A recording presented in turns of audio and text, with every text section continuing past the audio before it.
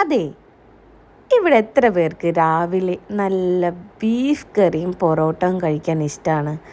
എനിക്ക് രാവിലെ non veg കഴിക്കാൻ ഭയങ്കര ഇഷ്ടമാണ്. അതും നല്ല ചൂട് പൊറോട്ടയും നല്ല ബീഫ് കറിയും കഴിക്കുമ്പോൾ കിട്ടുന്ന സുഖമുണ്ടല്ലോ, അത് വേറെ തന്നെയാണ്.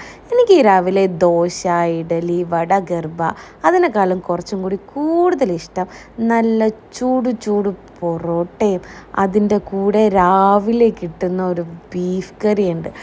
സൽക്കാരയിലെ നല്ല ബീഫ് കറിയും ആ ചൂട് പൊറോട്ടയും കൂടി കഴിക്കുമ്പോൾ കിട്ടുന്ന ഒരു ഫീലുണ്ടല്ലോ സാറേ, അതൊന്നും വേറെ തന്നെയാണ്. ഇപ്പോൾ രാവിലെ ഇതുവരെയും പൊറോട്ടയും ബീഫും കഴിക്കാത്തവർ വളരെ കുറവായിരിക്കും.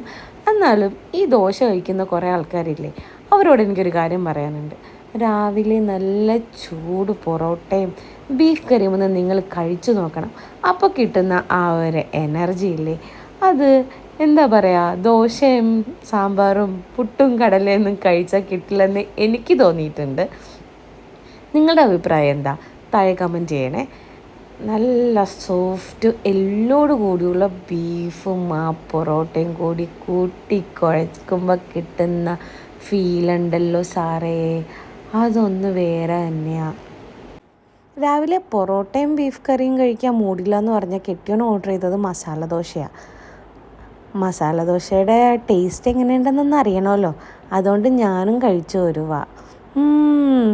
യമ്മി യമ്മി, നല്ല ടേസ്റ്റ് ഉണ്ട് മസാല ദോശയും കഴിച്ചു. ഇതിൻ്റെ കൂടെ എന്താ പറയുക, ഒരു ചായയും കൂടി ഉണ്ടെങ്കിൽ ആ രാവിലത്തെ ബ്രേക്ക്ഫാസ്റ്റ് നല്ല ഫിനിഷായേനെ. അങ്ങനെ ഒരു ചായയും കുടിച്ചു. അത് കഴിഞ്ഞ് കൊച്ചിന് വാങ്ങിച്ച കുറച്ച് പാലും കുടിച്ചു. ഇന്നത്തെ ബ്രേക്ക്ഫാസ്റ്റും അങ്ങനെ അവസാനിപ്പിച്ചു. അപ്പോൾ മറ്റൊരു വീഡിയോ ആയിട്ട് വരാം. ബായ്.